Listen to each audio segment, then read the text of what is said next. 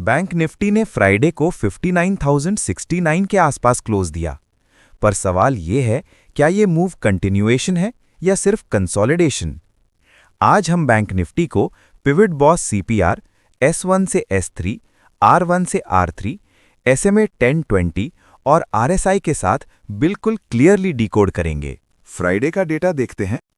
Open था 59,045, high बना 59,069, लो रहा 58,897 और क्लोज मिला 59,069। अब आते हैं सबसे इंपॉर्टेंट पार्ट पर, सीपीआर।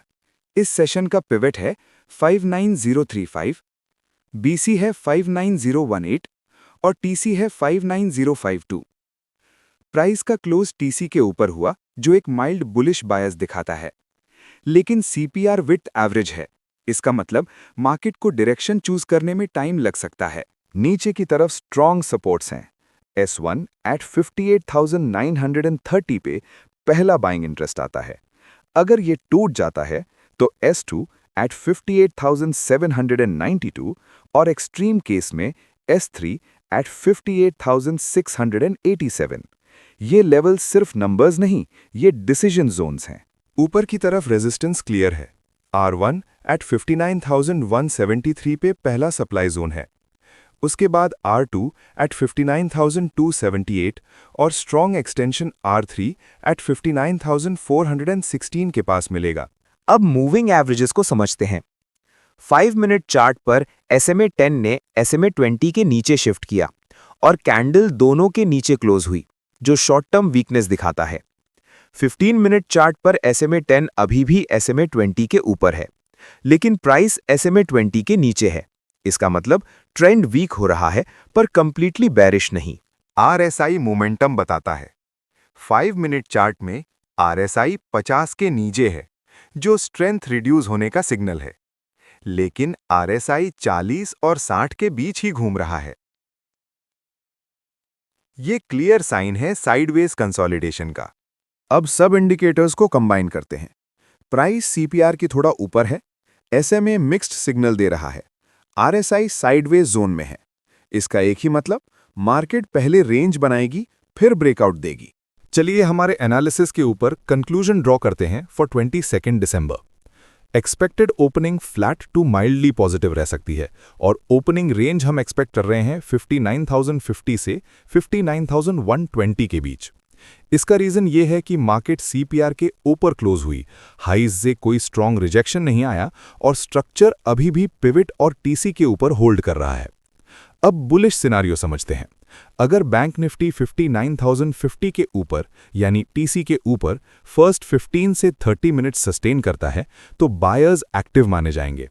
इस केस में इंट्राडे टारगेट्स होंगे 59,170 जो R1 है।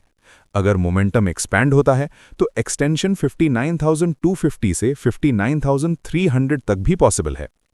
बुलिश केस में एक्सपेक्टेड क्लोजिंग 59,150 से 59,250 के रेंज में हो सकती है। अब बेरिश या फेलियर सिनारियो समझते हैं। अगर ओपनिंग 59,000 के नीचे होती है और बैंक निफ्टी सीपीआर को रिक्लेम नहीं कर पाता तो डाउनसाइड प्रेशर आ सकता है।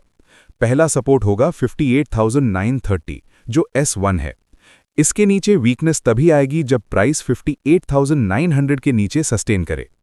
बेरिश केस में एक्सपेक्टेड क्लोजिंग 58,950 से 59,020 के बीच हो सकती है। अब थोड़ा मल्टी टाइम फ्रेम बायस समझते हैं।